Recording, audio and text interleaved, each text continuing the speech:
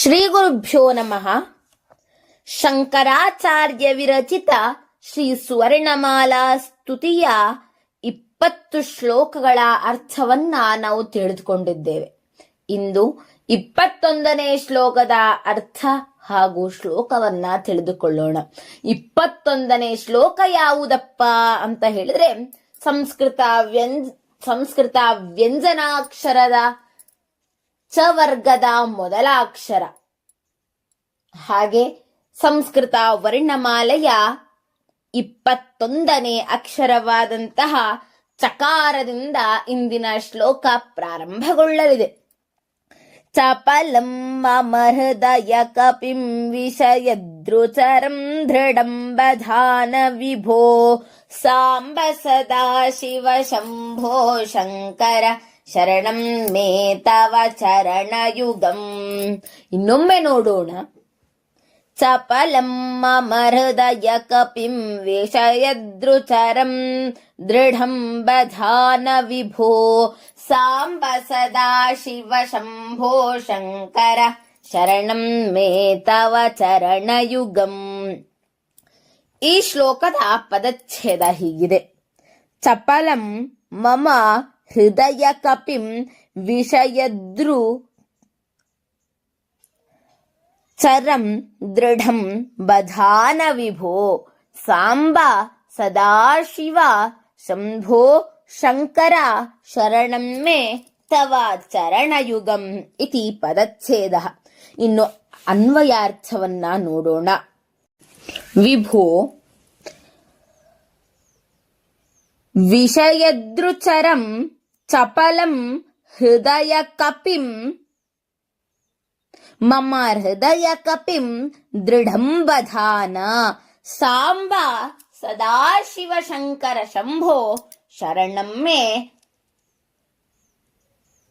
ತವ ಚರಣಯುಗಂ ಮೇ ಶರಣಂ ಇತಿ ಅನ್ವಯಾರ್ಥ.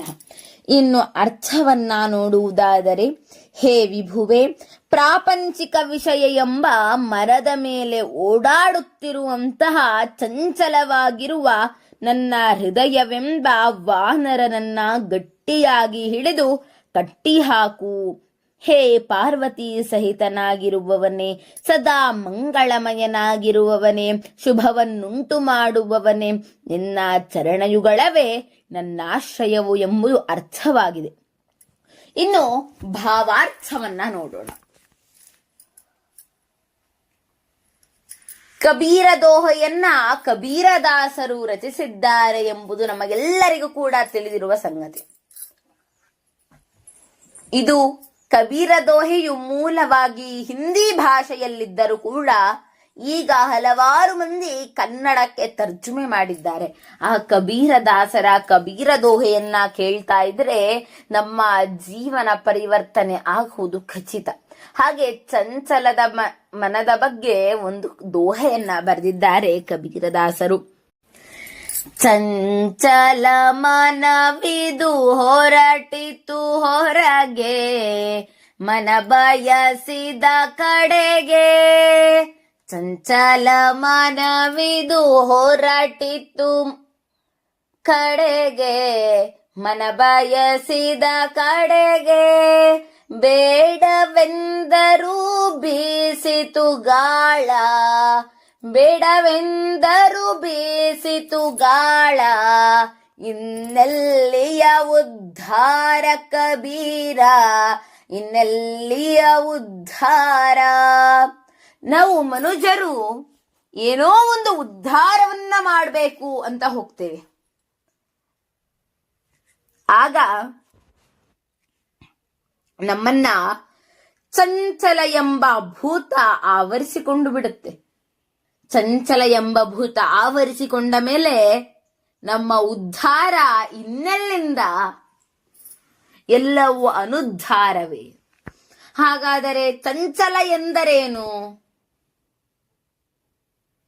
ನಾವು ಒಂದು ಪುಸ್ತಕವನ್ನ ಓದ್ತಾ ಇರ್ತೇವೆ. ಮೊದಲು ಇಷ್ಟಪಟ್ಟೆ ಓದ್ತೇವೆ. 2 ಪುಟಗಳಾದ ಮೇಲೆ ಈ ಪುಸ್ತಕ ಬೇಡ, ಇನ್ನೊಂದು ಪುಸ್ತಕವನ್ನ ಓದೋಣ, ಇದು ಚಂಚಲತೆ.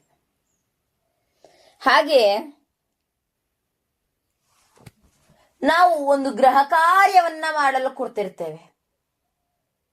ಈಗ ಗೃಹ ಕಾರ್ಯ ಮಾಡೋದು ಬೇಡ, ನಿದ್ದೆ ಮಾಡೋಣ, ನಾಳೆ ಬೆಳಗ್ಗೆ ಎದ್ದು ಗೃಹ ಕಾರ್ಯವನ್ನ ಮಾಡೋಣ, ಇದು ಚಂಚಲತೆ. ಹೀಗೆ ಚಂಚಲತೆಯಲ್ಲಿ ವಿವಿಧ, ಎಲ್ಲಾ ಚಂಚಲತೆ ಕೂಡ ನಮ್ಮ ಉದ್ಧಾರಕ್ಕೆ ಎಸಗುವ ಮುಳ್ಳುಗಳು. ಆ ಚಂಚಲವನ್ನ ಮೊದಲು ಹೋಗಲಾಡಿಸಬೇಕು. ಯಾವ ರೀತಿಯಾಗಿ ಹೋಲಿಕೆಯನ್ನ ಕೊಡ್ತಾರೆ ಅಂದ್ರೆ, ಮೊದಲು ಕಬೀರ ದಾಸರು ಹೇಗೆ ಹೋಲಿಕೆಯನ್ನ ಕೊಟ್ಟಿದ್ದಾರೆ ನೋಡೋಣ. ಹಾಗೆ ನಂತರ ಈ ಶ್ಲೋಕದ ಅರ್ಥಕ್ಕೆ ಬರೋಣ. ಆ ಕಬೀರ ದಾಸರ ವಾಣಿ ಹೀಗಿದೆ. ಗುರುವೇ ಅಗಸ ಶಿಷ್ಯನೇ ವಸ್ತ್ರ, ದೇವರೇ ಸಾಬೂನು. ಗುರುವೇ ಅಗಸ ಶಿಷ್ಯನೇ ವಸ್ತ್ರ, ದೇವರೇ ಸಾಬೂನು. ಜ್ಞಾನಶಿಲೆಯ ಮೇಲೊಗೆಯುವನು, ಜ್ಞಾನಶಿಲೆಯ ಮೇಲೊಗೆಯುವನು, ದೇವರೇ ಆಗುವನು.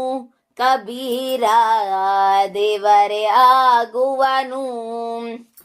ಹೇಗೆ ಒಂದು ಬಟ್ಟೆಯನ್ನ ಸಾಬೂನಿನಿಂದ ಸ್ವಚ್ಛಗೊಳಿಸಿ ಕಲ್ಲಿನ ಒಡೆತಕ್ಕೆ ಒಳಪಡಿಸಿದಾಗ ಅದು ಸ್ವಚ್ಛವಾಗಿ ಶುಭ್ರತೆಯಿಂದ ಕೂಡಿರುತ್ತದೆಯೋ, ಹಾಗೆ ಶಿಷ್ಯನ ಕಲ್ಮಶವಾದಂತಹ ಮನಸ್ಸನ್ನ ದೇವರೆಂಬ ಸಾಬೂನಿನಿಂದ, ಗುರು ಎಂಬ ಅಗಸ ಜ್ಞಾನ ಎಂಬ ಕಲ್ಲಿನ ಮೇಲೆ ಒಗೆದಾಗ ಶಿಷ್ಯನ ಎಲ್ಲಾ ಕಲ್ಮಶಗಳು ನಾಶವಾಗಿ ಪೂರ್ಣವಾಗಿ ದೇವರೇ ಆಗಿಬಿಡ್ತಾನೆ ಅಂತ ಕಬೀರ್ ದಾಸರು ಹೇಳ್ತಾರೆ. ಒಂದು ಕಥೆಯನ್ನ ನೋಡ್ಬೋದು. ಒಂದು ಊರಿನಲ್ಲಿ ದೊಡ್ಡದಾಗಿ ಬೆಳೆದಂತಹ, ತಾಯಿ ಬೇರು ಗಟ್ಟಿಯಾಗಿರುವಂತಹ ಒಂದು ದೊಡ್ಡ ಮರ ಇತ್ತು. ಆ ಮರದ ಮೇಲೆ ಅನೇಕ ಹಣ್ಣುಗಳು, ಕಾಯಿಗಳು, ಹೂಗಳು, ಬಳ್ಳಿಗಳು ಎಲ್ಲಾ ಹಬ್ಬಿದ್ದವು. ಈ ಒಂದು ಮರಕ್ಕೆ ಆಶ್ರಯವನ್ನ ಪಡೆದುಕೊಂಡು ನಿದ್ದೆ ಮಾಡ್ಬೇಕಂತ ಪ್ರತಿದಿನ ಒಬ್ಬ ಬೇಟೆಗಾರ ಬರ್ತಾ ಇತ್ತು. ಅವನ ಕೆಲಸ ಏನು ಅಂತ ಹೇಳಿದ್ರೆ, ಪ್ರತಿದಿನ ಬೇಟೆ ಮಾಡೋದು. ಮಧ್ಯಾಹ್ನ 12ರ ಹೊತ್ತಿಗೆ ಮಧ್ಯ ಬಿಸಿಲು ಬಂದಾಗ ಆ ಮರದ ಕೆಳಗಡೆ ಬಂದು ವಿಶ್ರಾಂತಿಯನ್ನ ತೆಗೆದುಕೊಳ್ಳೋದು ಅವನ ದಿನಚರಿಯಾಗಿತ್ತು. ಹೀಗೆ ಅವನು ಪ್ರತಿದಿನ ಒಂದನ್ನ ಗಮನಿಸ್ತಾ ಇದ್ದ. ಏನು ಅಂತ ಹೇಳಿದ್ರೆ, ಆ ಮರದಲ್ಲಿ ಒಂದು ಕೋತಿ ಇತ್ತು, ಅಂದ್ರೆ ಮಂಗ ಇತ್ತು. ಆ ಮಂಗ ಒಂದು ಹೊತ್ತು ಕೂಡ, ಒಂದು ಕ್ಷಣ ಕೂಡ ಒಂದು ಕಡೆ ಕೂತ್ಕೊಳ್ತಾ ಇರಲಿಲ್ಲ. ಒಂದು ಕ್ಷಣ ಒಂದು ಕೊಂಬೆಯಲ್ಲಿ ಕೂತ್ಕೊಂಡ್ರೆ ಇನ್ನೊಂದು ಕ್ಷಣ ಇನ್ನೊಂದು ಕೊಂಬೆಗೆ ಹಾರಿ ಹೋಗ್ತಾ ಇತ್ತು. ಪ್ರತಿದಿನ ಈ ಕೆಲಸ ನಡೀತಾ ಇತ್ತು. ಒಂದಿನ ಆ ಬೇಟೆಗಾರ ನಿರ್ಧಾರ ಮಾಡ್ದ. ಏನು ಅಂತ ಹೇಳಿದ್ರೆ, ಈ ಮಂಗವನ್ನ ನಾನು ಒಂದು ಕಡೆ ಕೂರಿಸ್ಬೇಕು, 5 ನಿಮಿಷವಾದರೂ ಕೂರಿಸ್ಬೇಕು ಅಂತ. ಹಾಗೆ ಮಂಗನನ್ನ ಹಿಡಿದು ತನ್ನ ಪಕ್ಕಕ್ಕೆ ಕೂರಿಸಿಕೊಂಡು ನಿದ್ರೆಗೆ ಜಾರಿದ. ಆದ್ರೆ 5 ನಿಮಿಷದ ನಂತರ ನೋಡ್ತಾನೆ, ಆ ಮಂಗ ಮರದ ಮೇಲೆ ಆ ಕಡೆಯಿಂದ ಈ ಕಡೆಗೆ, ಈ ಕಡೆಯಿಂದ ಆ ಕಡೆಗೆ ಜಿಗಿತಾ ತನ್ನ ಆಟವನ್ನ ಆಡ್ತಾ ಇದೆ.